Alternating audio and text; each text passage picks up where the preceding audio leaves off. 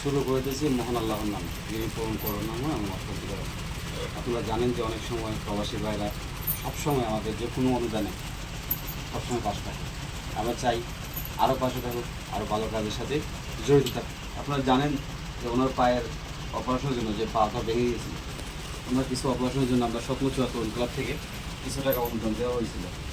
আরও প্রবাসী ভাইরা বলছেন যে দেবেন। শোনেন ভাই, ভিডিওটা আসলে টান দেবেন, আপনার সবাই ভিডিওটা একটু দেখবেন এবং ভিডিওটা ভালোভাবে শেয়ার করে দেবেন। আপনার অনুদানে হয়তো ওনার হয়তো পায়ের চিকিৎসাটা আমরা সমাধান করতে পারবো। আসলে মূলত ওনার যে পায়ের অবস্থা, এটা আমরা সারার মতো আমাদের কাছে তো দেখি, যতটুকু ছিল ততটুকু আমরা করছি, চাই আরও কিছু করার জন্য। তো যাই হোক, আপনাদের কিছু টাকা দেওয়া হয়েছিল না? এখন পায়ের পরিস্থিতি কী অবস্থা? আগের থেকে কিছু ভালো অবস্থা, তাহলে চিকিৎসার জন্য আরও কিছু প্রয়োজন।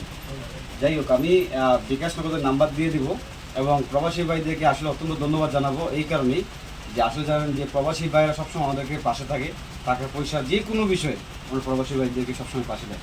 আর বিশেষ করে চুনারুঘাটবাসীকে আসলে ধন্যবাদ জানাই যে ওনার চিকিৎসার জন্য আমরা চুনারুঘাটবাসীর পক্ষ থেকে অনেক টাকা তুলে ওনাকে দিয়েছি। এবং এই ওনাকে আমরা আসলে মূলত চিনি না, চিনি কার মাধ্যমে জানেন? আমাদের যে আপা আছে না, উনি, ওনার দ্বারাতে আমরা ওনাকে চিনি। এবং বিশেষ করে জানেন যে ওনার ওয়াইফ দাঁড়িয়ে আছে, সবসময় বসে থাকে, খুব কষ্ট অনুভব করলে কি হবে? আমি চাই যে ভাই আপনাদের কাছে একটা জিনিস চাবো, যারা টাকা দিয়ে সাহায্য করতে পারবেন না তারা যেন একটু দয়া করে ভিডিওটা শেয়ার করে দেবেন।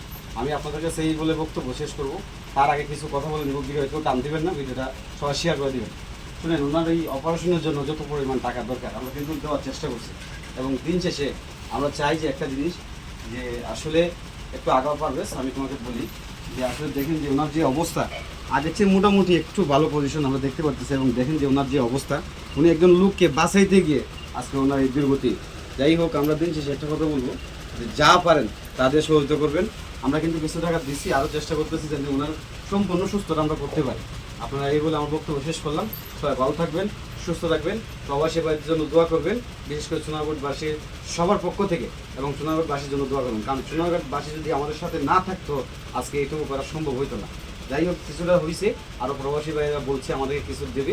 আমরা চাই যে তোমার চিকিৎসা সম্পূর্ণ হোক, প্রয়োজন পরে আরও কোথাও যাওয়া লাগলে যাব। তাই বলে আজকে আমার বক্তব্য শেষ করলাম। সবাই ভালো থাকবেন, আসসালামু আলাইকুম।